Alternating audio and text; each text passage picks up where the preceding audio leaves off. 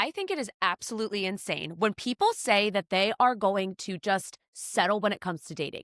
They're running out of time, they're freaking out, and they're just like, you know what? Sometimes in life, you just have to just pick anybody, somebody, and then that's that. No, I am going to tell you right now, not just as a dating coach, but as somebody who has done this themselves, that it is worth the fucking wait.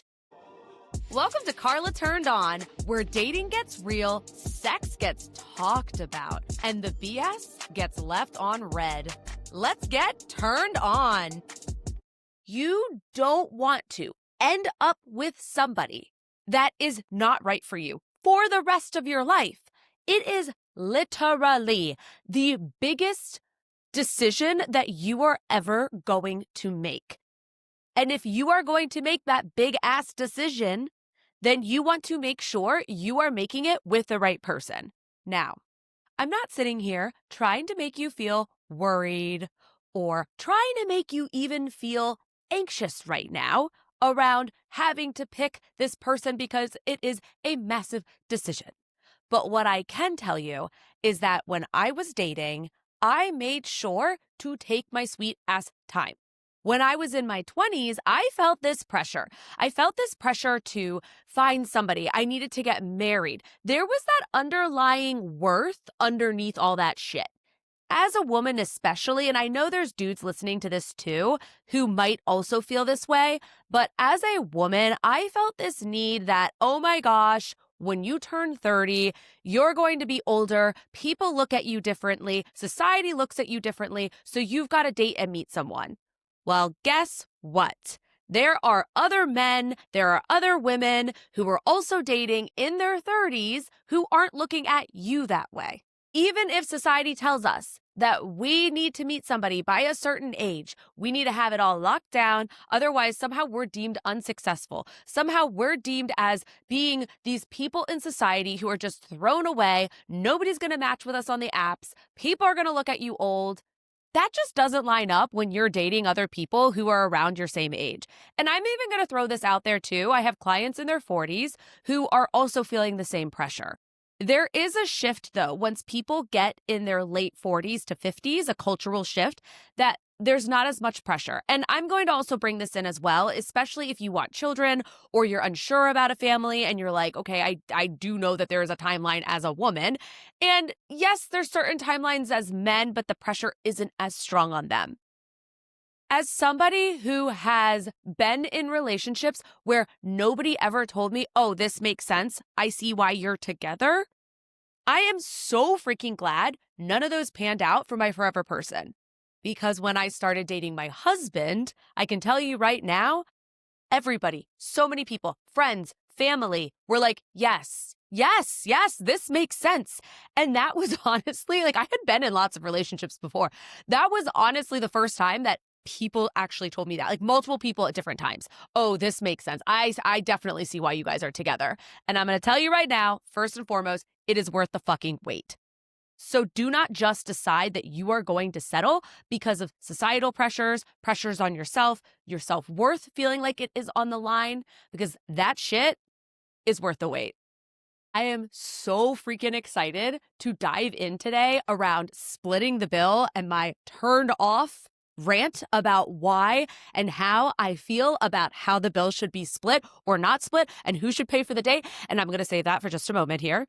And then we're going to be going into exactly what I was just talking about, but a lot more in depth around that pressure of trying to settle down, trying to find the person that you are going to be with and what that looks like. And also how to just chill the F out and take that pressure away from yourself, because there is no reason to bring that added pressure onto dating. You will meet somebody. I know right there, you're like, I don't know if I will. I know that voice in your head is like, I don't know. Let's move that voice aside because you're going to meet somebody eventually and you're going to do it in a way that works for you and not what society's telling you. And then we're going to talk about it all around how having sex with somebody that you're seeing or you're newly dating, or maybe you're even dating and you're just hanging out on the podcast right now, is not as good as somebody that you've previously had sex with. We're going to break down exactly what that looks like, why that could be, and how to fix that shit. And last but not least, if you are interested in working with me or any of my guides, No Filter, the sex guide every dater needs, or Swipe Match Spark, the ultimate dating app guide, remember, check that out in the show notes. Or if you're like, Carla, I want to work with you one-on-one, all that information is in the show notes, or you can always go to carlaromo.com. All right. Now, let's get turned on, or as I say, let's get turned off. The question that I always get asked is what to do about splitting the bill, or what do I do if I don't want to pay, or what do I do if I expect to pay, and There's a lot of anxiety around splitting the bill or not splitting the bill. And here's my philosophy, and this is what turns me off so badly when it comes to the bill. Now, I understand I'm not going to sit here and pretend that I am disconnected from society and I'm disconnected from dating and I'm disconnected from the cultural norms, but I am going to present with you many different options and how to handle each one because it is not clear cut. We are living in a day and age where women have careers, women don't necessarily mind paying, some women do mind paying. We also have a place where men are like, well, why can't she pay? Why can't we split the bill? I want equality. And then there's some men who are like, I would never let her pay. Or we split the beginning and then I pay the rest. Or I pay in the beginning and then we split the rest. Or we take turns. I mean, there's so many narratives and options here. And what turns me off the most is the expectations that people place in terms of testing people when it comes to that bill paying time. The first one that I am just going to get out of the way. If you are a woman and you're going on a date with a dude and the bill comes and all of a sudden you're sitting there thinking to yourself, do I offer to split the bill or do I not offer to split the bill? Here's what you're going to do. You're going to ask yourself right now, right here, if I split the bill with him, would that make or break how I feel about him? Would it make or break going on a second date if the first date was good? And if you sit here and answer yes to either of those questions, hey, real quick, don't forget to like and subscribe. And if you want dating support, don't forget to look in the notes below where you can learn all about my guides and how to work with me. And if you want to follow me on my socials, you can find me anywhere at I am Carla Romo. Let's get turned on. I want you to stop right now, take a moment right now, and evaluate why that is important to you. You need to understand your yeses. It's okay. There's no right or wrong here, but you got to evaluate for yourself. Why am I saying yes to this? And if that is a deal breaker for you, do not offer to split the bill because you are going to set them up for failure. If they are sitting there thinking, maybe she is offering to split the bill, because I've had my guy clients say this to me before. She offered to split the bill. I didn't want to offend her, so I said yes. You don't know what's going on his side. If you are like, I am not going to split the bill, this is not my MO when it comes to dating, do not offer because you do not want to set yourself up for failure. You don't want to set them up for failure. So don't offer.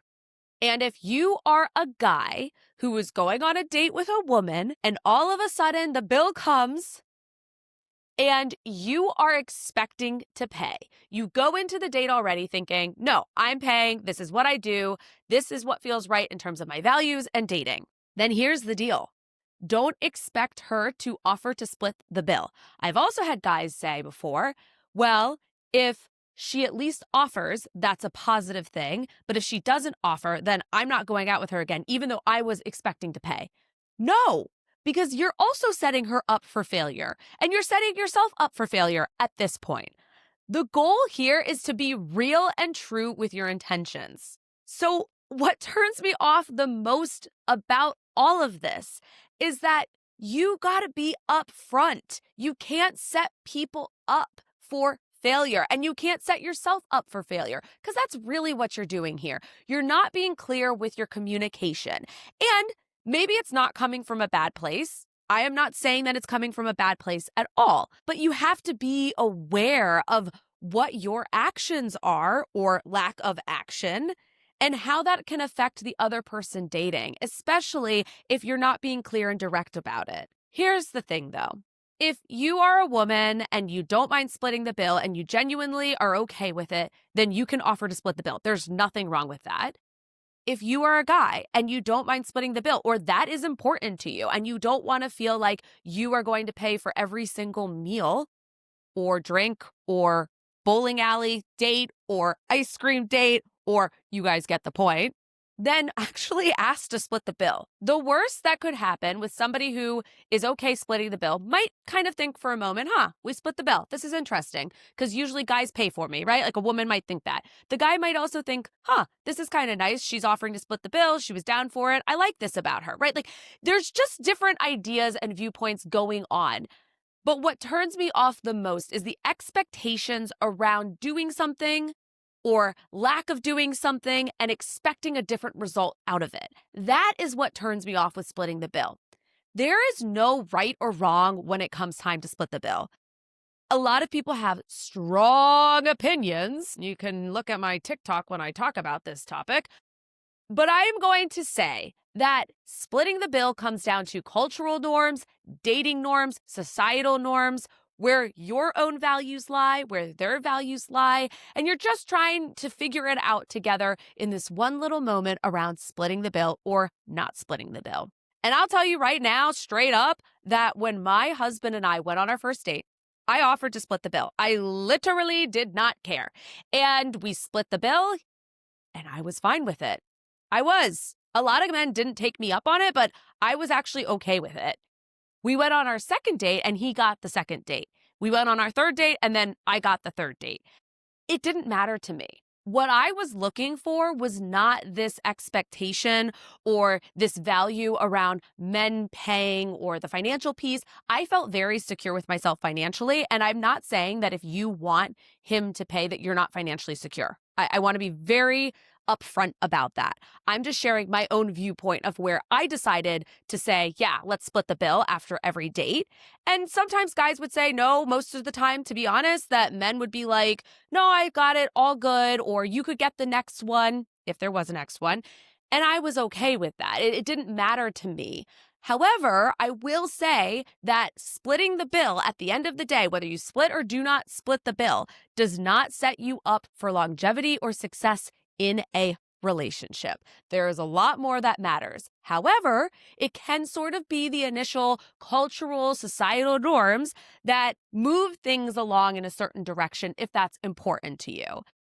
But ultimately, I didn't care so much about that. For me, I wanted to find somebody who had emotional intelligence, same values, had hobbies, interests that were similar to mine, and that was my focus on the date. The bill was just sort of an afterthought for myself. The last thing I'm going to say about all of splitting the bill and my turned off rant about it is that when you put judgments, a real man will never let a woman pay. Okay, that's fine, but ultimately that doesn't necessarily equate to a healthy person or a long-term relationship. I mean, I've had exes who were abusive pay for me for dates in the beginning, and I can tell you right now that that didn't end up resulting in who they were or their character. So at the end of the day, you have to do what's right for you. If you know as a woman, splitting the bill is going to be a major turnoff, don't offer. Just let them pay unless they speak up and they want to split the bill. Then that opens up the door for a whole conversation that you guys get to engage in. And if you're a dude who is already having the expectation, you're going into the date to pay for, but she needs to offer for you to feel okay about it, then you got to check yourself there, because that is also setting yourself up and her for failure. But if you're fine splitting the bill, there's nothing wrong with it. And if you don't want to split the bill, there's nothing wrong with it. Happy fucking dating. When I have clients come and work with me, men and women, a lot of times they're feeling this pressure around locking it in. We're talking about marriage or kids or both or either or. It doesn't matter. You get the point here. The pressure can feel so intense that it starts to be debilitating. You can even question yourself. Am I being too picky? Am I making the right choice with ending it with this person? Should I just ignore this red flag? Should I just settle? Because my friend said that she married her husband and he doesn't have everything. And she just finally was like, you know what? You're not going to have everything in life. Just go for him. There is so much pressure and noise around getting married, being in a relationship. It's all of a sudden like this hierarchy of society. We like to put married people in this place of they've figured it out. They know what they're doing. Phew, okay, we can relax. We can calm down now because they're married, they're together. And on the flip side, for clients who are like, I don't really care about being married, Carla. I actually just want to find a long-term partner. You're then going to have the questions of why wouldn't you want to get married? There's a judgment around the marriage piece. Some people don't look at marriage as being this deeper meaning thing that they want in their lives. Sometimes people look at marriage as it's just a piece of paper that you both sign off on. Now, everybody has different opinions. Again, this is reminding me a little bit of the turned off rant around splitting the bill or not splitting the bill, all around the fact that neither is right or wrong. But here's the truth. And I like to be real because that is just how I roll, and I like to be direct here. If you are putting pressure on yourself right now when it comes to dating, who you're going on dates with, you feel you have this timeline that is just running dry, you're out of time, you're just running on that treadmill, about to fall off, you're running for dear life, you feel like you can't keep up, you're gonna have to push that big red button that says stop any moment now, but you can't find the button, and then all of a sudden, you're placed in the ocean, and you're just feeling like you're underwater, and it's just like a lot, and you're drowning. I'm gonna tell you this right now. None of that actually matters. None of that matters, because where you are right now, where you are in this fucking moment, you are on time when it comes to dating. You are not behind. That ex that you ended things with, they were not the one that got away. The fact that you turned away a date is okay. The fact that you're struggling to get dates, you're still on time. Time is BS right now. Now, the only time that I don't think time is BS is when you have appointments or things to get to or coaching sessions to arrive to on time. That's not BS. Time exists in that sphere. But right now, in terms of dating, time is on your side. Think of it as you are in the process of dating right now. Time is 100% on your side. You want to build the right relationship with the right person. And by doing that, you want to take your time when it comes to finding that person. You don't want to end up with just anybody. I'm going to tell you that right now. You would not be sitting here listening to Carla Turned On if you didn't give a shit about your dating life. Because those people who don't give a shit about their dating life do not care to seek out external resources, podcasts, all that stuff. Trust yourself right now that you are taking the steps to get to that person and that relationship that you want to be in. And if you're like, I am not trusting myself right now, Carla, I'm not going on dates, I'm just listening to your podcast, or I found you on TikTok or YouTube or Instagram or whatever out there in the worlds of electronics. No, social media. Social media, Carla, come on. I know I'm a millennial, but I'm not that old. It is so important to remember that dating is not about hurrying things up and rushing. It's about feeling good about yourself. It's about being in a place of confidence and empowerment.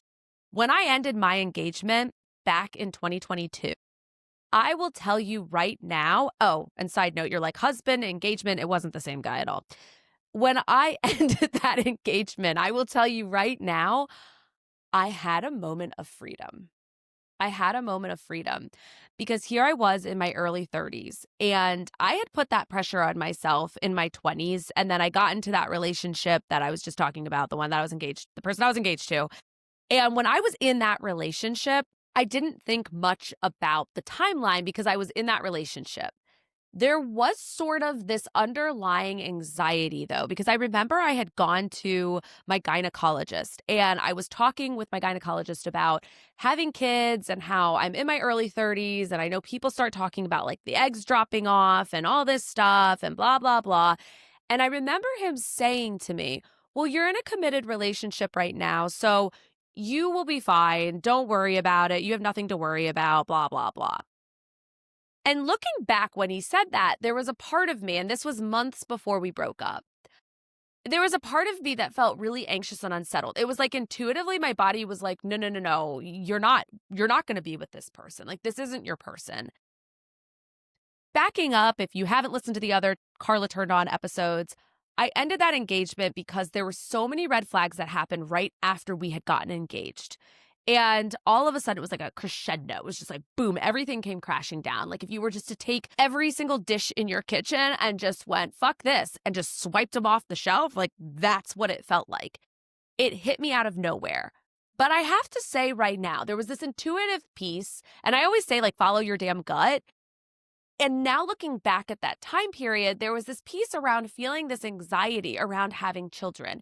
And I was in this committed relationship. We were talking about it at the time, getting engaged, but there was something there that was bigger than just my own anxieties. It was this intuitive feeling that I was running out of time to have children. I walked away from that engagement because I was not going to marry somebody who was going to cheat on me, who was going to be doing these other sketchy things that became unearthed as I was recognizing what was going on, as every single plate, pot, and pan came crashing down on the floor. I did not care that here I am.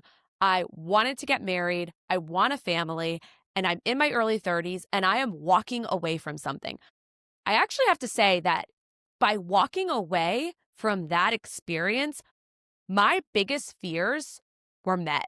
That was my biggest fear. I was so afraid of none of this working out, of putting all this time and energy into something that was good until clearly it was not, and just being shook. And it was one of the best things that could have ever happened to me. And maybe you're not going through a crazy breakup or had a crazy breakup. Maybe you haven't even been in relationships. But I will tell you right now, there is freedom in being able to choose yourself in the dating process. Being able to choose yourself while you are single. Being able to choose yourself and say, I know I'm worthy of finding somebody who is reflective of the person that I am on the inside. And I always call it a self-love, self-growth journey because there is no destination when it comes to the work we do on ourselves. We are always evolving. We are always growing. And that gives me hope.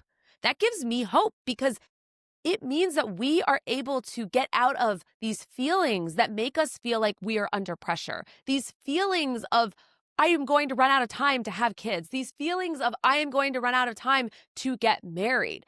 And I have a lot of male clients who feel this pressure. Yes, as women, we might feel this pressure in terms of the time clock and who we are in society and never being able to have that magical wedding we always were told that we would have and we should have at a young age, which I think is bullshit. But I digress. And at the end of the day, we're all just trying to survive through dating. We're all just trying to survive in ourselves while also feeling this external pressure caving in. But you have to remember, this is not a failure. Being single right now is not a failure. It is a filter. You are able to pick the person that you want to be with. You are not being chosen. You are doing the choosing. I always stress that over and over and over again with clients. I had a client and she was going on these dates. Now, she was feeling very anxious. She was mid-30s. She really wanted to meet her person. And she was having a lot of anxiety around, I'm running out of time, Carla. That was kind of what she kept hitting back into. She said she always wanted to be a mom. She was running out of time and she needed to meet her person. Well, what happens when you go on dates with all that pressure and anxiety? What happens? I'm going to let you answer that one.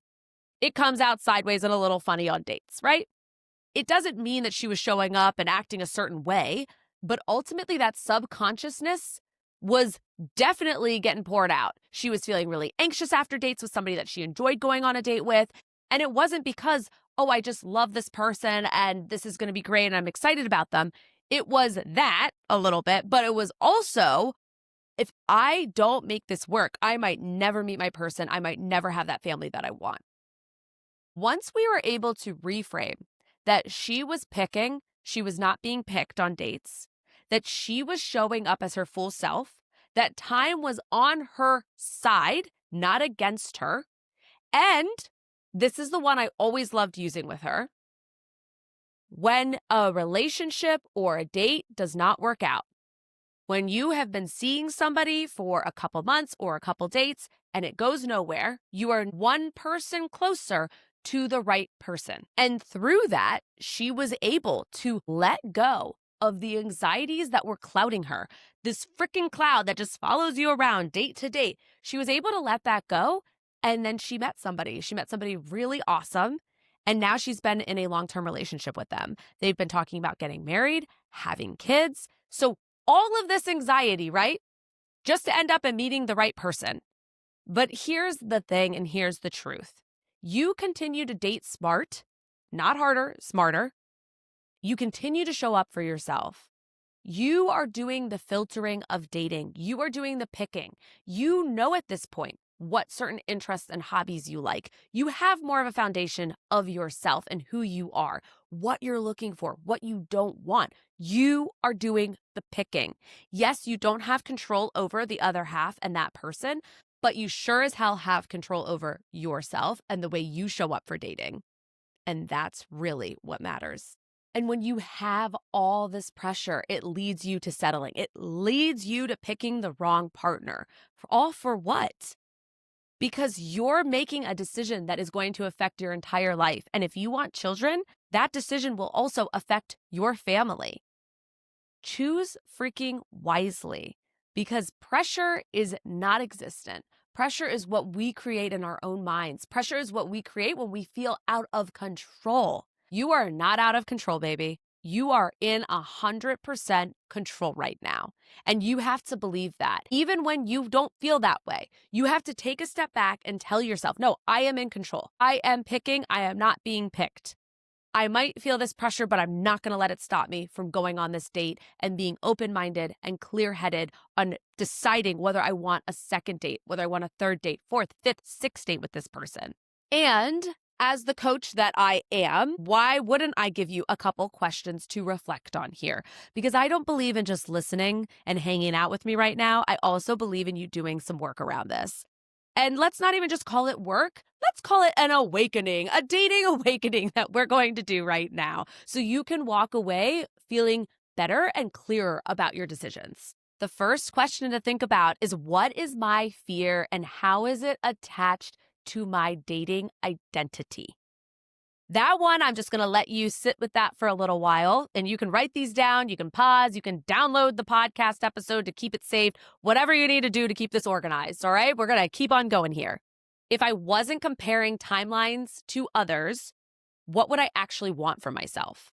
That one is going to make you think a little bit here if you moved out all the noise, all the comparison, because we know comparison is the thief of joy.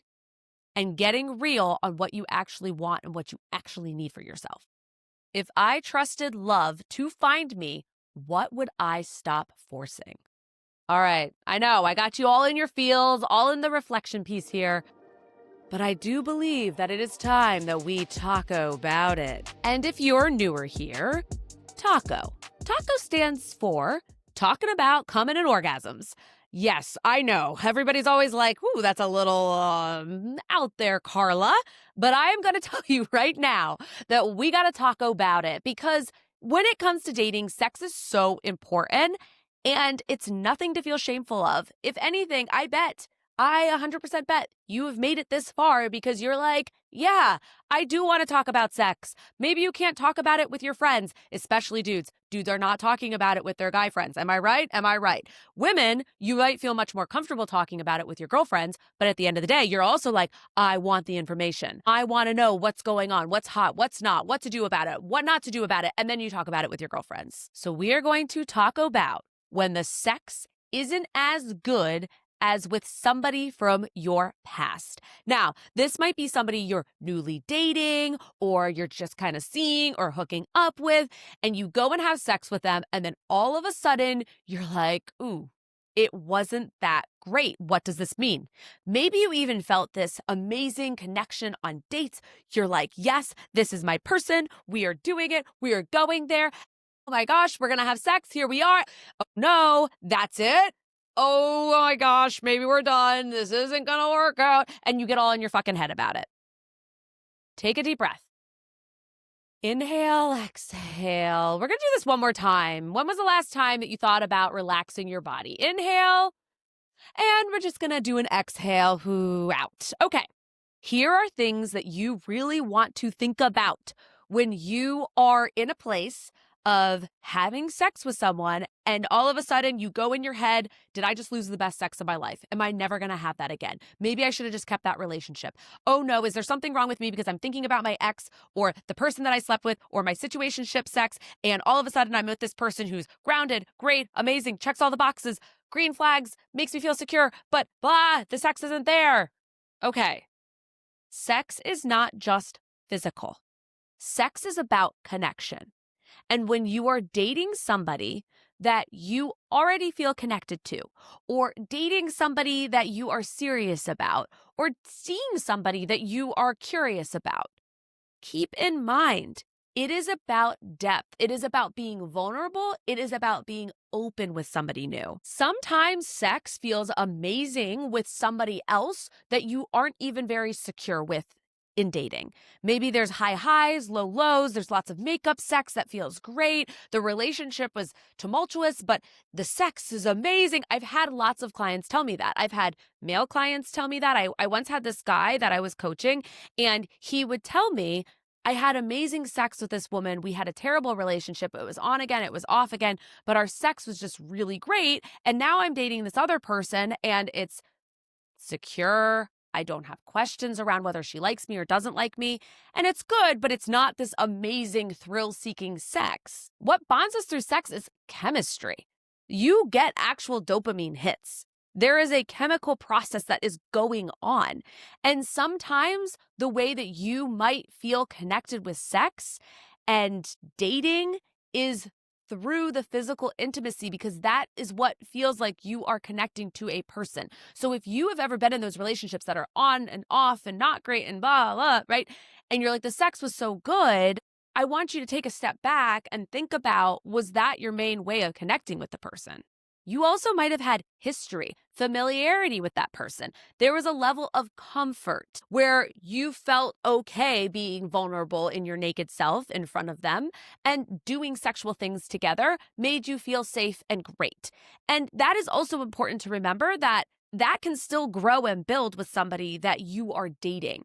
Just because you have sex this one time or couple times, you're like, oh, it's not that great, I don't know, doesn't mean it is over at all. The truth is that so many people confuse intensity with intimacy. Your body knew that person. Your body knew what it was like to have sex with them. Your body knew what it was like to kiss them. Your body knew what it was like to do foreplay with them. Yes, you should be doing foreplay. And your body was familiar with them. As a result, your body sends signals to your brain through your nerves that this is a familiar pattern, so you feel comfortable with it. When you are having sex with somebody new, your body is still learning. You are getting familiar with them, but you're not there just yet because you haven't had a lot of sex with them yet. You haven't been able to grow and build that together. So just remember that familiarity grows. And that's maybe also why it felt really good with the last person. Even if you're like, no, the first time with the last person was incredible, great, but sex changes. And if you're in a healthy long-term relationship, your sexual dynamics are going to shift. And your day-to-day stressors are going to come up. And that is going to affect your sexual health. That is going to affect your partner's sexual health. It is going to impact your sexual well-being. And remember that intensity does not mean compatibility. Just because you had this amazing sex that you were like, oh yeah, we're good, like this is amazing, this is what's keeping us together, hence the word, this is what's keeping us together, does not actually mean that it is healthy, does not actually mean that is who you should be in a long-term relationship with. And if sex is the only thing that's keeping you together, then you do not have a true, deep, emotional, intimate relationship. Emotional intimacy is so key and so important that when you feel so safe, sometimes that intensity, the anxiety, the addictive feelings around the dopamine hits and endorphins that come out with sex might feel like something is missing, but it's actually meaning that your nervous system is regulated while you're having sex with them. And at the end of the day, sexual chemistry grows when you feel emotionally safe with someone. You want to feel safe and you want to feel secure. Sometimes when you don't feel safe and you don't feel secure, having sex can feel like a thrill. It feels risky, it feels dangerous, and that is signaling to you that you actually are not safe, even if you're like, no, this feels great. I keep going back almost as like a hit, or I keep going back because it's just so exciting and it's so great and so amazing. But ultimately, you need to feel safe and you need to feel secure. I want you to ask yourself, how do I know I feel secure? How do I know that I feel safe having sex with somebody? What would that look like? What would sex feel like? And sex isn't about how often you guys do it or not do it. It is about, what do you define as good sex? What is missing in that good sex for you when you go and sleep with somebody new and you're like, that situationship sex was so much better. What's wrong with this situation? Maybe there's nothing actually wrong. Maybe you're just feeling safe and secure. And when feeling safe and secure, there is absolutely ways to expand and grow and learn about your sexuality and try out different positions. You guys can use different toys, different lubes. There's so many ways to explore this space when you feel safe and secure with a sexual partner. So remember, pleasure grows with trust. Most of the best sex happens when people are actually connected, not on dates 1, 2, 3, or 4. And if you're sitting here like, I've been having sex with this person for a little while, it's still not there yet, talk about it with them. Bring it up. What are ways that we could make this even better? What are things you like or don't like? Have that communication piece, because when you are safe and you are secure, that's where you can grow an amazing sex life and intimacy. Loved this episode? Rate it 5 stars, hit that subscribe button, baby, and leave a review. Do you want to work with me? Grab my dating courses, apply for my coaching at carlaromo.com, or find it all in the show notes, and give me a little follow at I am Carla Romo on Instagram, YouTube, and TikTok. Catch you next time and stay tuned. Carla Turned On is for educational and entertainment purposes only. This is not a substitute for therapy. For professional support, please reach out to a licensed mental health provider.